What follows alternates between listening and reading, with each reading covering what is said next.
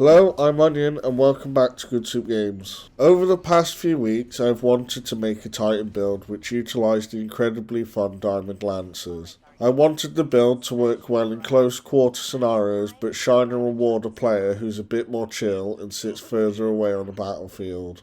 By combining Cadmus Ridge Lancecap and Wicked Implement, Lancelot was born. The synergy they created let us breeze through Master Nightfalls and Lost Sectors. And so let's get into the build info you came for. As I just mentioned, the exotic armour of choice is Cadmus Ridge Lancecap. It has the exotic perk Lancer's Vigil. What it does is thrown diamond lancers create stasis crystals, with more crystals being created by hitting bosses and vehicles. While we have a stasis super equipped, rapid precision hits and precision final blows from behind a rally barrier will create a diamond lance near us. So what this will do is power up our diamond lancers, create more crystals, which in turn will deal more damage to our enemies from the Shatter. The other great part of Cadmus Ridge is that it will spawn a diamond lance next to you when using your rally barricade from dealing precision damage. As the lance spawns next to you, you don't have to risk running into danger to pick them up, allowing you to mortar shots and freeze combatants from further range, keeping at a safe distance but still providing assistance to the team. So let's get into the Stasis subclass itself, and firstly the aspects.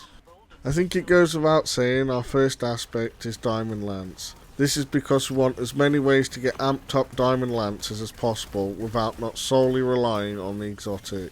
Shattering or defeating targets with stasis abilities or weapons will create a Stasis Lance. Throw the lance to freeze targets on impact, or slam the lance to the ground to freeze targets in a small area. As we'll be using stasis weapons, as well as stasis abilities, we'll have many avenues to create our amped up Diamond Lancers.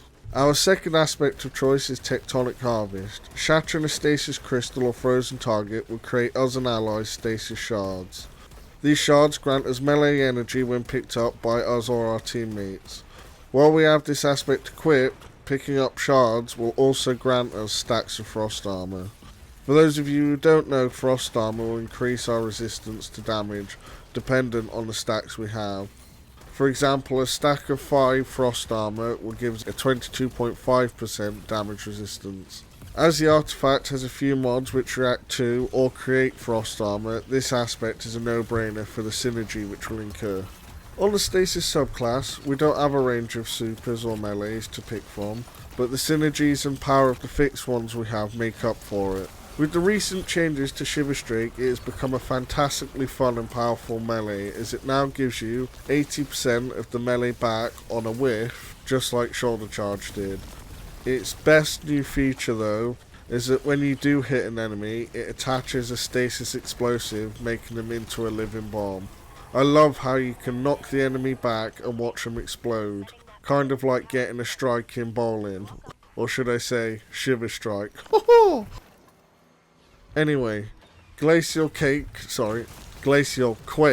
is the Titan Stasis Super and my personal favourite. Although it was nerfed into oblivion due to how insane it was in PvP a few years ago, it has steadily been gaining some of its previous power back, and this season it's in such a great spot. It has fantastic ad clear potential and amazing boss DPS, especially against a servitor boss in Vesper's Host. Obviously, Rally Barricade is our choice for class ability, as it's the only one which synergizes with Cadmus Ridge, giving us them juicy Diamond Lancers. Glacier Grenades round off our abilities. These grenades are a very versatile ability, as they can freeze combatants, cling to the environment to allow temporary platforms, and wall off pathways and the gunfire of the enemies. This grenade synergizes extremely well with the fragments and artifact mods we have equipped. Speaking of fragments, we're able to have 5 equipped. These are Whisper of Fishes, Whisper of Rhyme, Whisper of Shards, Whisper of Bonds, and Whisper of Rending. Whisper of Fishes will essentially supercharge our stasis shatters, as it will increase the damage and burst size of stasis when we destroy a stasis shard or defeat a frozen target. More damage is always a great benefit, and the larger burst size will just help reach them pesky ads just outside our normal range. Whisper of Rime will increase the duration and maximum stat count of our frost armour, making it go all the way up to a ×8 stat, and lasting 15 seconds instead of 10. At a ×8 stack, we'll have a 36% damage reduction, allowing for even better tankiness. Whisperer's Shards temporarily boosts our grenade recharge rate from shattering stasis crystals. Shattering more crystals will increase the duration. This will increase the uptime of our grenades, allowing more crystal damage and destruction, and those extra crystals destroying will just feed back into the shards rotation. Whisper of Bonds will make it so defeating frozen targets will generate an orb of power. With all the enemies we'll be freezing, we should make a substantial amount of orbs. These orbs are going to feed our armor mods, increasing our ability regen further, assisting our cycle of freeze, shatter and annihilate. Finally, Whisper of Rending makes it so our primary weapon deals 100% more damage to stasis crystals and 50% more damage to frozen targets. As our primary weapon is a scout rifle, it will destroy the stasis crystals with one shot, making it so we can deal more damage from stasis shatters faster, keeping the cycle going. Now on to our weapons of choice. So, as I said at the start, Wicked Implement is my primary choice for Lancelot. This is due to one, that it is a scout rifle, so plays into the ranged and precision playstyle, but also, all the perks this weapon has synergize heavily with the artifact mods and fragments. It's as if this seasonal artifact was designed for this weapon to help ascend it to god tier. Wicked Implement comes stacked with 4 perks when the catalyst equipped. Note that you can get the catalyst complete in 10 minutes with a Shuro Chi farm. The 4 perks are as follows. Creeping Attrition, which makes it so rapidly landing precision hits causes targets to become slowed. Not only does it slow, but by continuing to slow the targets, it'll eventually freeze them, allowing you to shatter them and deal more damage, and activating some of our artifact mods along the way. The slow and freeze from Creeping Attrition will also stun Overload and Unstoppable champions, so in higher end content you'll always have these enemies covered with just this one weapon. The other base perk is Tithing Harvest, which adds an extra layer onto Creeping Attrition, as whilst it's active, destroying stasis crystals or landing precision final blows creates a stasis shard. This stasis shard returns to you, and collecting stasis shards refills the magazine. The stasis shards from here do track to your point, so you don't need to charge into combat to collect the work. This works for our ranged playstyle, as we can reap the benefits from all the mods which proc from collecting shards without having to risk our necks to do so. The 2 catalyst perks are Pelagic Tribute and Headstone. Pelagic Tribute makes it so that your magazine is overflowed by collecting stasis shards.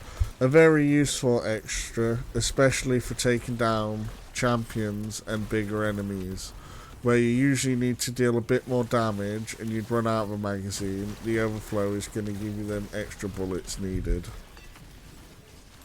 Headstone will make it so our precisional final blows spawn a stasis crystal at the victim's location.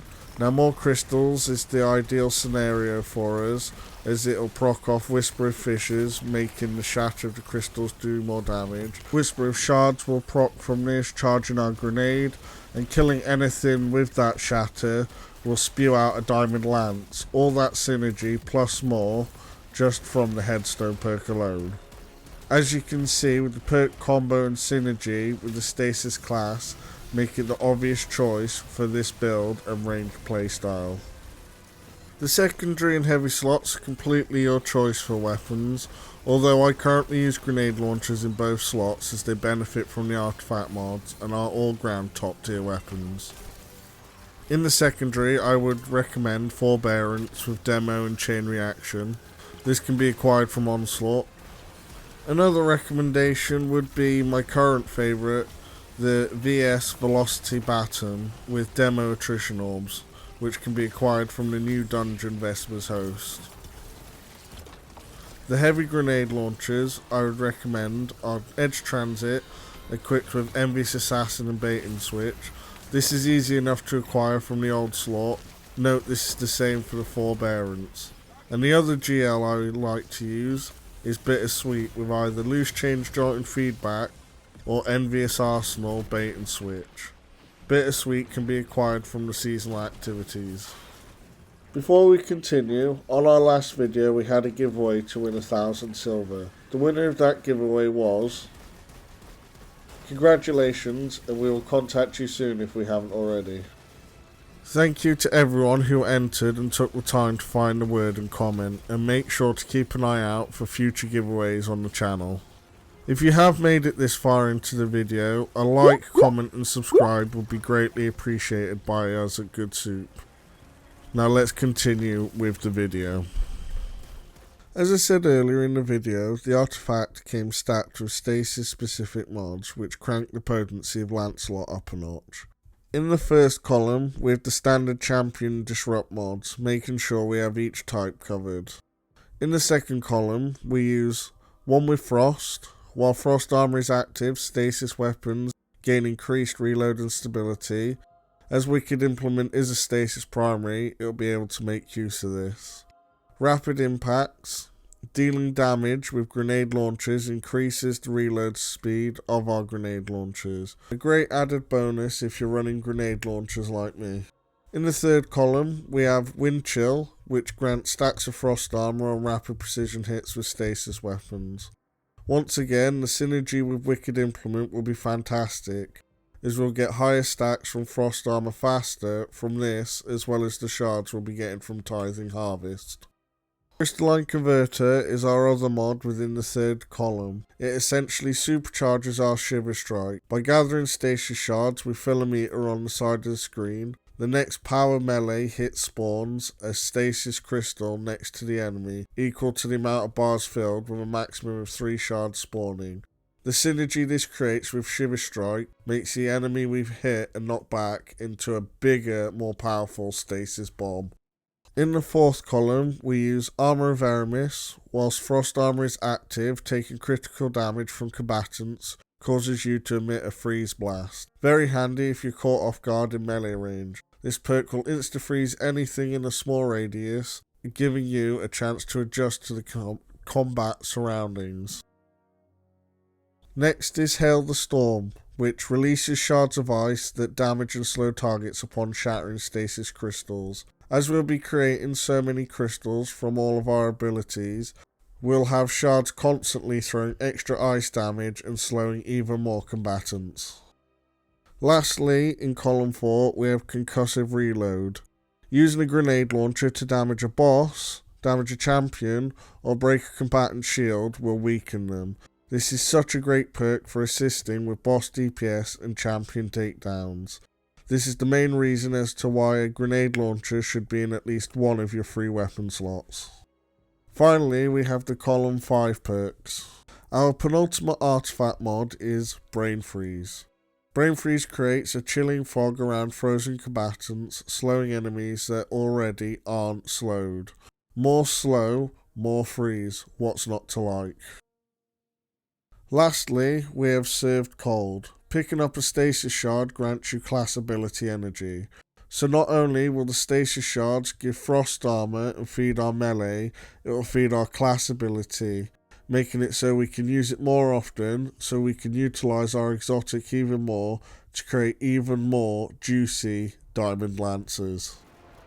As we now have access to tonics this season which buff our artifact perks, the tonic I choose to use is of the legendary tier, and it's called Refined Tonic of Crystallization, as it boosts our artifact Hail the Storm, which makes Shatters deal even more damage, and boosts our Crystalline Converter.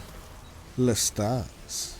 As we say in every video, resilience is the most important stat in PvE as it's tied to your damage reduction, so you always want this at 100.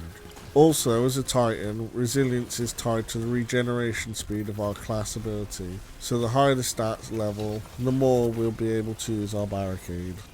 Discipline is very important for this build, so if you can get it to 100, that would be ideal, as this will be able to use your grenade more often, And as the grenades are ice, that means more shatters, and more shatters means everything's proccing, and the cycle of freeze and annihilate continues. For recovery, I like to run around 70, as we don't have many avenues of health regen on this build, so having it slightly high is going to help. I have strength at 50, as I really enjoy the melee on this class, but it doesn't need to be any higher, as the sheer amount of stasis crystals we collect speeds the regen up enough. Now, I have the intellect quite low on this build, as we're slaying combatants so fast, I feel we get our super quite often, even when we are negatively impacting our regen rate. Mobility is the same on Titan as it is on Warlocks with PvP. It's basically a dead stat, so get this as low as possible. And now on to the final part of the build, our armor mod setup. On the helm, I like to use 2 stasis cipher mods for orb generation, and in the final slot I like to have a heavy ammo finder equipped. The gauntlets consist of an impact induction mod, grenade kickstart and bolster and detonation. Slotted in the chest, it's just simple resistances, only change depending on what the burns are needed for the activity. Innovation and invigoration are applied to the boots for faster ability regen on orb pickup, and a better already mod for help keeping our health up, as we have no other way of health regen. On the class item, as we want to use our grenade as much as possible, we have 2 bombers equipped and a Reaper mod for orb generation, as we will be using our class ability often for diamond lancers. And there you have it. All of this combines to make a nice cold soup of destruction. I hope you found this video helpful and inspired you to give it a go. Let us know of any improvements you would make to the build. Hope you enjoy the rest of your day. This has been Onion of Good soup.